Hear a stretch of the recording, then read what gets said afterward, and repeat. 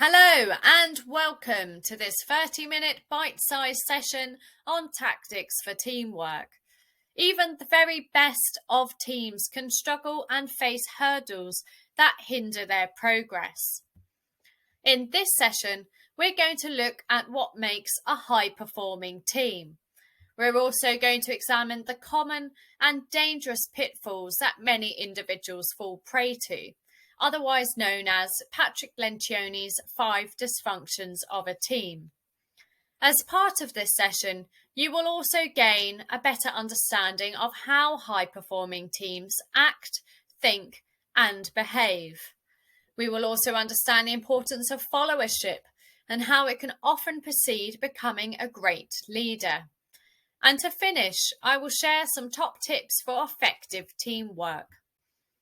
So what makes a high-performing team? First, let's take a moment to think about the definition of a team. Kozlowski and Ilgin's 2006 definition says a team comprises of 2 or more individuals who share a common goal to perform organisationally relevant tasks. Members have different roles and responsibilities and are interdependent in terms of workflows, goals, and outcomes.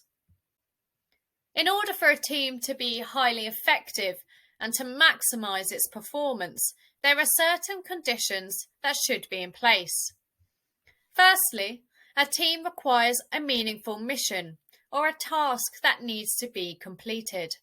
I'm sure you can already think of many examples where you've had to work as part of a team to complete an assignment at university. This meaningful task contributes not only to your academic studies, but to your overall grade that you achieve at university that year. Crucial to making things work is ensuring that you have the right people in your team. In the case of organisations, this mostly comes down to them recruiting people with the right skills, knowledge, talent, and culture fit, and finding a balance of those skills and knowledge across the team members that are in that team.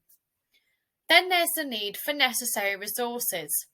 That could be time, training, equipment, access to information, or just what simply needs to be done. And lastly, a nurturing and empowering environment. This is about having guidance and support from your leader and the overall team demonstrating a supportive culture to one another. Sounds easy, right? Well, in a nutshell, these are the building blocks that are required to make a high-performing team. But all too often, teams fall into common traps that hinder their progress. So what really happens when teamwork goes wrong? We have probably all been in situations where a team hasn't worked as well as it should. Patrick Lencioni wrote a bestseller popular business fable entitled The 5 Dysfunctions of a Team. In this fable, it explored work team dynamics and offered solutions to help teams perform better. If you have the time, I really would encourage you to read this very short and helpful book. The 5 dysfunctions are as follows: trust, conflict, commitment, accountability, and results. I'm going to take each one of the dysfunctions in turn and explain to you why they can cause serious problems when working in a team. So let's start by talking about trust within teams. Teams without trust tend to have individuals that demonstrate the following types of behaviours. Team members can conceal their weaknesses and mistakes. They can also hesitate to ask for help or provide constructive feedback. They can also fail to recognise and tap into one another's skills and experiences. And they waste time and energy managing their behaviours for effect. Lastly, they can dread meetings and find reasons to avoid spending time together. On the other hand, trusting teams will have positive and a trusting team culture. They will admit their weaknesses and mistakes to one another. Each other will ask for help. They will take risks in offering feedback and assistance. Team members will appreciate and tap into each other's experiences and skills. They will also focus their time and energy on the important issues that need discussing. And they will look forward to meetings and opportunities to work together as a group. So a very different experience for trusting teams compared to those that don't trust each other. But what do you do if you are currently working in a team that lacks trust? Well, trust isn't built overnight. It comes about from those shared experiences of working together and that increased understanding of unique attributes of team members. That trust can be accelerated, though, in the short term by using some simple tools. First one that I want to introduce you to is the personal histories exercise. In this exercise, you can simply go round a table or ask everyone in a meeting on Zoom to answer a short set of questions about themselves. Nothing too sensitive, but rather everyday things. Getting to know how team members, getting to know more about your team members. So it could be getting to know about their hobbies, whether they have siblings or where their hometown is or what their first job was. By getting to know more about each other on a personal basis, team members can begin to relate to each other more. This means they develop more empathy and understanding towards others and their life stories, and then those walls start to come down. So it's a really useful tool to use if your team doesn't have much trust. Another tool you can use is a team effectiveness exercise. And this is slightly more risky because it develops trust by essentially allowing every team member to identify the most important contribution made by each of their peers in the team, and also one area they must improve upon or eliminate to help the team. It can lead to team breakthroughs, but it is a more riskier way of building trust in the short term. And lastly, you can use personality and behavioural preference profiles. And these are another tool that you can use in order to build lasting trust within your team.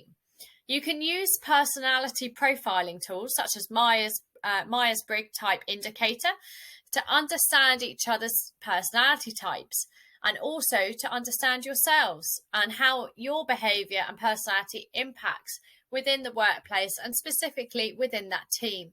So there are 3 examples of some tools that you can use to help to develop trust in the short term within your teams. The next dysfunction is conflict.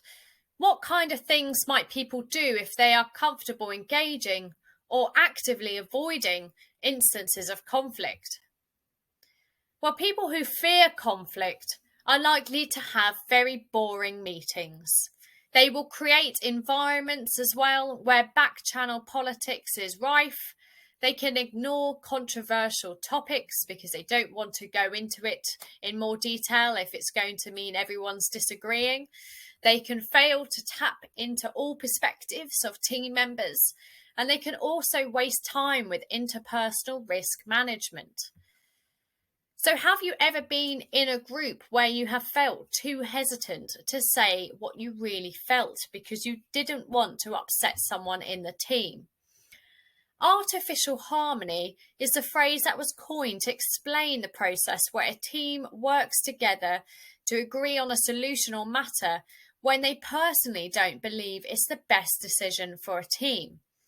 This usually happens when people in the team fear a conflict and they don't want to say what their real opinions are.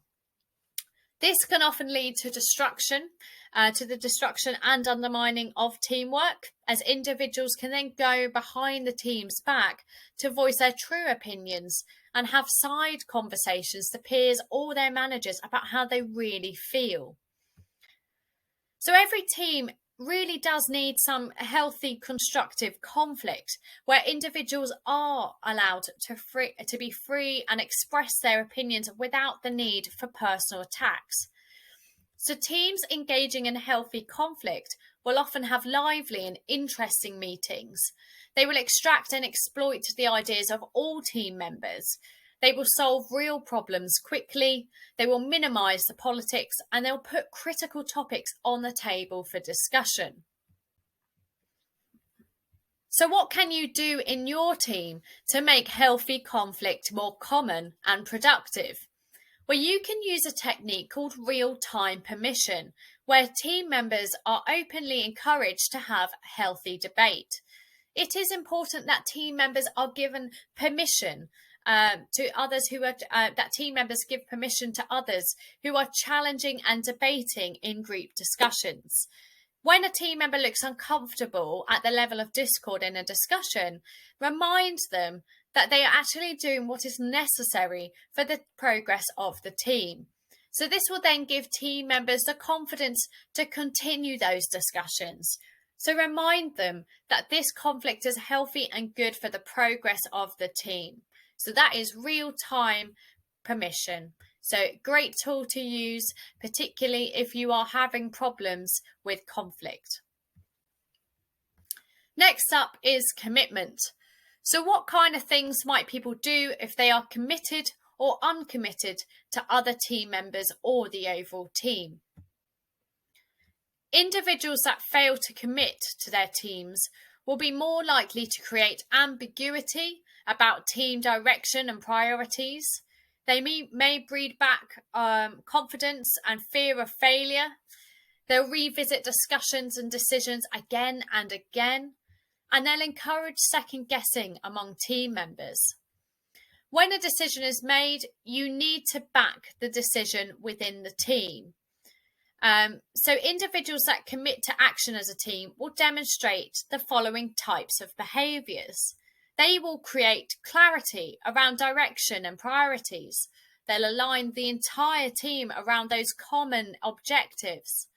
They'll learn from the mistakes that they've made within that team, and they'll move forward without hesitation. So when they commit to a decision, everyone in the team has committed. And they can also change direction without hesitation or guilt. So that those great teams will demonstrate complete commitment and buy-in to decisions from every team member, even those that voted against the decision. So how can you help to ensure that they are demonstrating commitment in their decisions within your team? Well, a simple and incredibly effective tool to use to agree on is clear deadlines for those decisions to be made by. So teams that suffer from this dysfunction of commitment can often be susceptible to ambiguity as to when decisions truly need to be agreed upon. Once a deadline is set, as a team, you can work together to honour that deadline. So think about implementing those when you are looking to commit to decisions. It will help you to get there a lot faster and for the team to progress.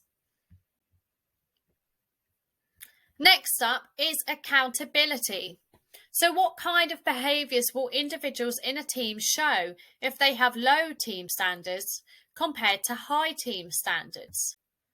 Well, those who demonstrate low team standards will create resentment among team members who have different standards of performance.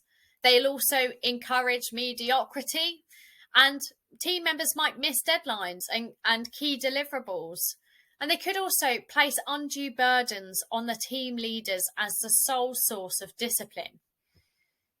Whereas those with high standards within the team will establish respect among team members. They will also identify potential problems quickly by questioning one another's approaches without hesitation. They'll also avoid excessive bureaucracy around performance management and corrective action. So those are the differences between those who have low team standards and those who have high team standards. So what can you do in your teams to ensure that you have accountability? Well, to make all team members accountable, you could share within a team what needs to be achieved, who needs to deliver what, and how everyone must behave in order to succeed. Keeping these agreements in the open will help every team member to know their personal responsibilities that contribute towards achieving team goals. Then we move on to the last dysfunction, which is results. The ultimate dysfunction of a team is a tendency of team members to care about things other than the collective results of the work that they are doing. Some team members may be more focused on status and ego, which will hinder the successes of the team. These team players seem to stagnate or fail to deliver. They rarely defeat their competitors. They lose achievement-oriented team members who aren't interested in working with people who are just focused on status and ego. And these types of people also encourage team members to focus only on their own careers and individual goals. And they could also be very easily distracted from the common purpose of the team. Whereas individuals that come together to focus on collective results, they retain engagement of the team throughout because you're working towards a shared goal. It minimizes that individualistic behavior because everyone's working together as part of, like, each person essentially kind of contributes towards completing the jigsaw puzzle.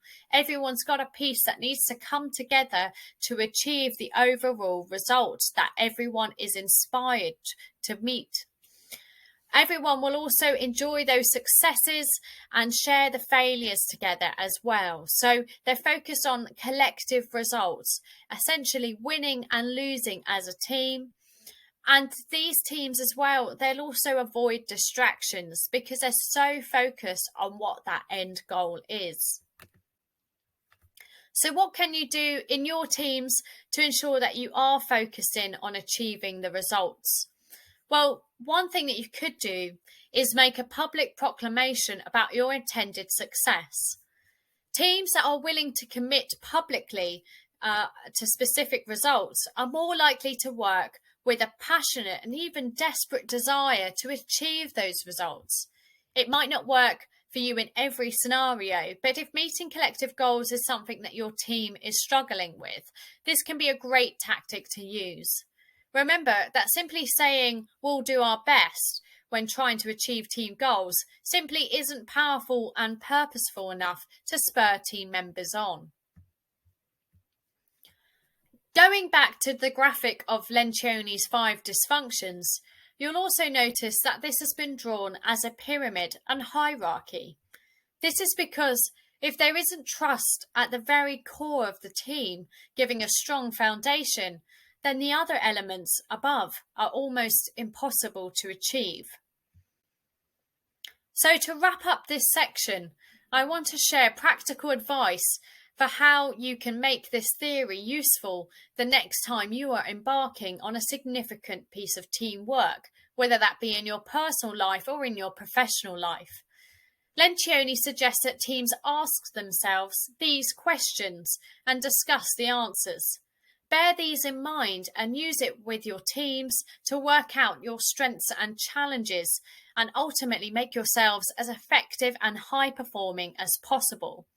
So these questions are as follows. Do your team members openly and readily disclose their opinions? Are your team members compelling and productive? Do your team members sacrifice their own interests for the good of the team? And does your team come to decisions quickly and avoid getting bogged down by consensus? Many of us assume that leadership is a key trait or skill that organisations will be seeking from their new graduates when they're hired, and that can be the case at some firms. But a firm needs far more followers than it does leaders. This is obvious when you think about it. When you're in a new role in your early career, you are far more likely to be delegated to than to be the one delegating.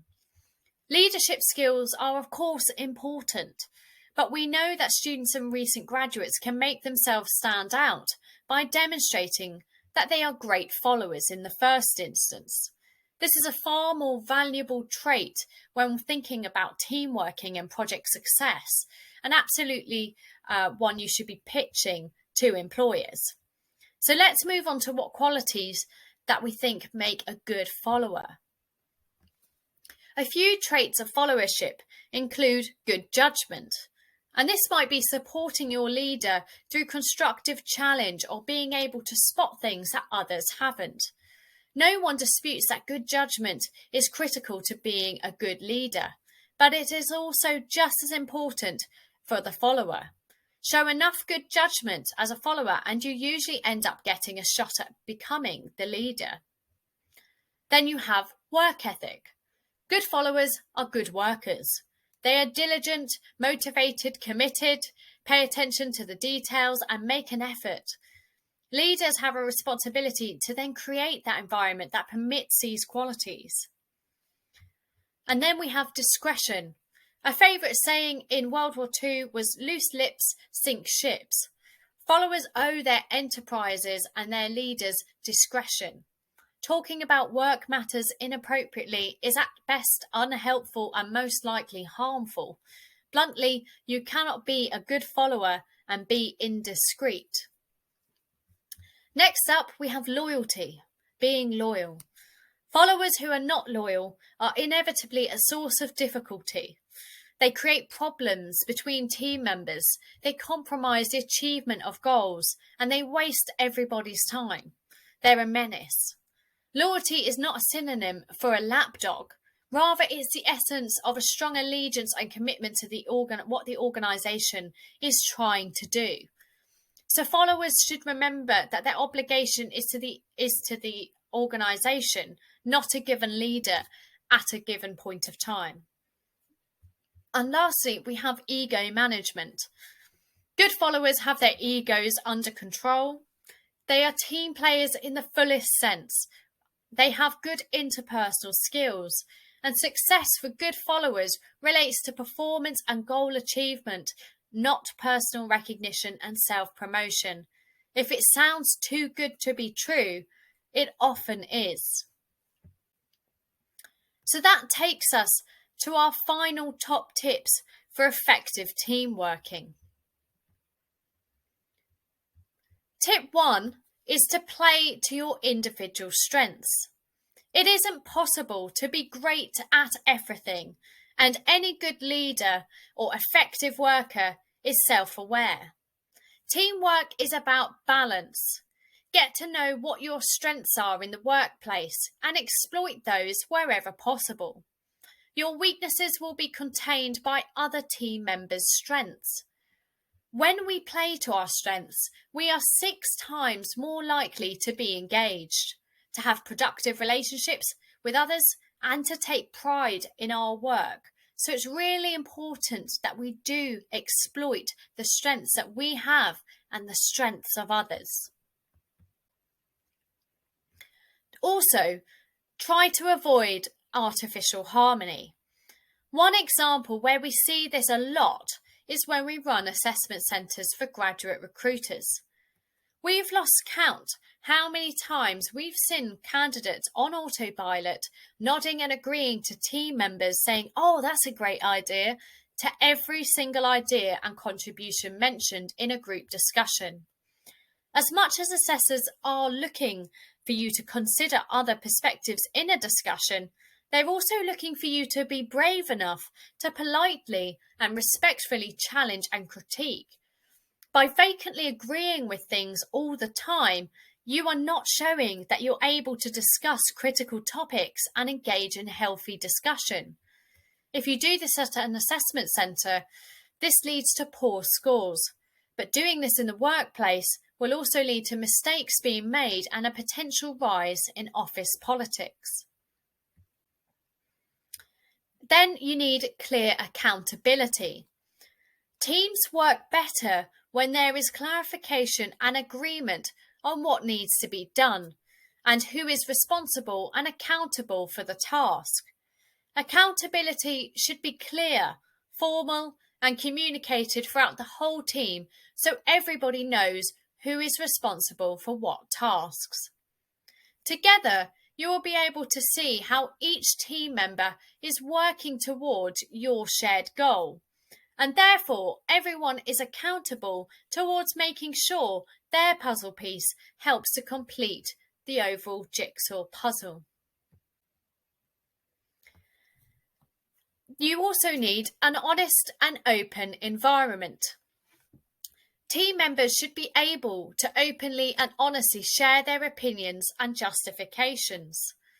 Being honest will help to create a stimulating, collaborative and open environment. One thing you should be aware of is reserving judgment. Be aware of your tone when discussing critical topics in your team. Team members won't respond well if they feel like they're going to be shot down every time they express a viewpoint. Be respectful, polite, and challenge with reason. Don't display a negative attitude or outburst. And next up, win and lose as a team. The beauty of working within a team is that it's always more motivating to be part of something bigger than something singular. Decisions need to be taken as a team, and there will be times when you don't agree with decisions that have been made. But once a decision is final, you need to jump on board and support that idea. Teams both win and lose.